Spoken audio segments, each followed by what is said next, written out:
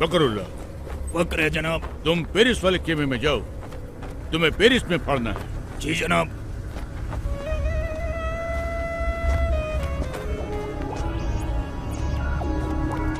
फकरुल्लाह। फकर है जनाब।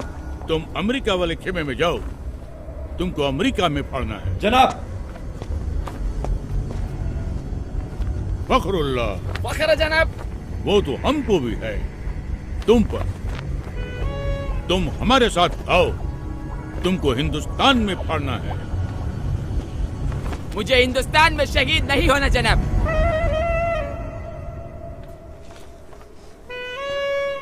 वहाँ पहले ही बहुत आतंक है। एक साथ 2 बम फट जाए तो दूसरे की खबर वही दबा देते, ताकि जनता में अखरोट पैदा न हो। अखरोट नहीं बेवकूफ,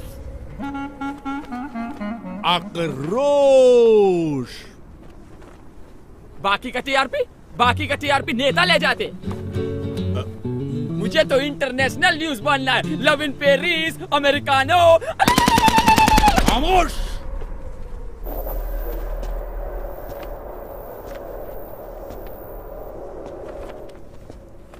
बदअक्ल, बदशक्ल, बेवकूफ, नामाकूल, गुस्ताख। इसके लिए तुझे अंग्रेजी सीखनी चाहिए थी, काफिर की औलाद।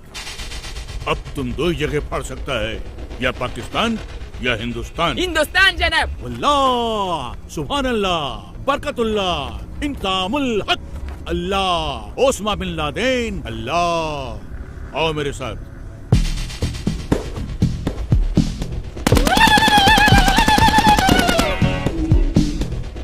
और एक बात ध्यान रखना, किसी भी मुल्क में जाकर फाड़ने के लिए सबसे पहले तुम्हें उस मुल्क के आम आवाम का एक हिस्सा बनना पड़ेगा, जिससे किसी को भी तुम पर शक न हो।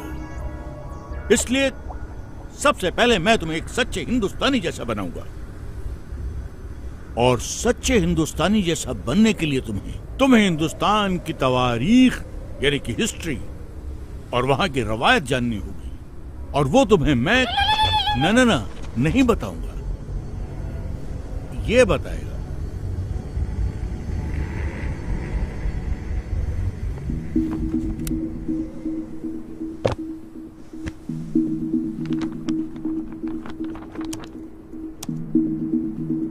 We made a tryst with destiny, and now the time comes when we shall redeem our pledge. Among those Indians who are now abroad, I expect that Indians living in Axis countries or in कोई बड़ी बात नहीं है बिस्मिल साहब। बड़ी बात तो ये है कि जिस्म से टपका हुआ एक बूंद खून आने वाली नस्ल के सारे खून में उबाला ला सकता है या नहीं। बहकेंगे तेरी फिजा में हम बन के हवा का झोंका, किस्मत वालों को मिलता वैसे।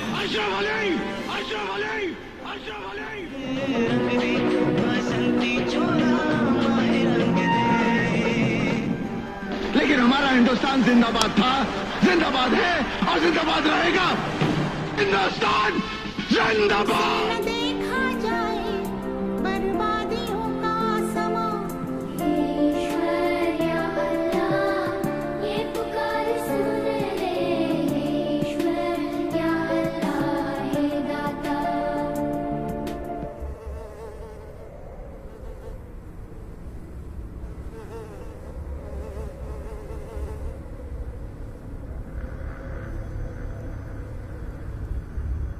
सुभान अल्लाह, अब तो एकदम हिंदुस्तानी जैसा लगता है।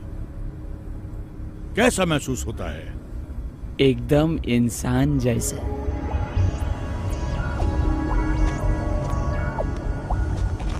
अब तू फाड़ने के लिए एकदम तैयार है।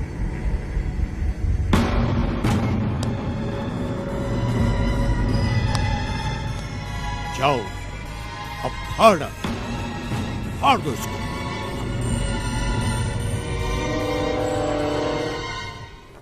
15 अगस्त 1947 सैकड़ों स्वतंत्रता सेनानी, जिसमें मुसलमान, हिंदू, सिख, ईसाई चारों कौम की शहादत के बाद भारत को आजादी मिली। एक ही तिरंगे के नीचे खड़ा होकर हम सब ने मिलकर भारत का संविधान बनाया, जिसमें जितना अधिकार एक हिंदू को दिया, उतना ही अधिकार एक मुसलमान को, और उतना ही एक सिख और उतना ही एक ईसाई को दिया। एक ऐसा देश जो हर मजहब को जानता हो, पहचानता हो, अपना मानता हो। ऐसा देश जहाँ पर हिंदू के मंदिर की घंटियों के साथ अजान मिलकर पूरे हिंदुस्तान को एकता का पाठ पढ़ाती हो। ऐसे देश पे कोई कैसे बम फाड़ सकता है? एक ऐसा देश जहाँ पर हिंदू और मुसलमान दोनों फांसी के तख्ते पर चढ़ गए हो, झूल गए हो। ऐसे देश पे बम कोई कैसे फाड़ सकता है? खामोश, नामाकुल, बदबख्त, गडरिये की औलाद, काफिर। वापस तो हमारा बम हम खुद फाड़ देगा, हम खुद फोड़ेगा इसको। अरे हाँ, छोड़ दो इसको।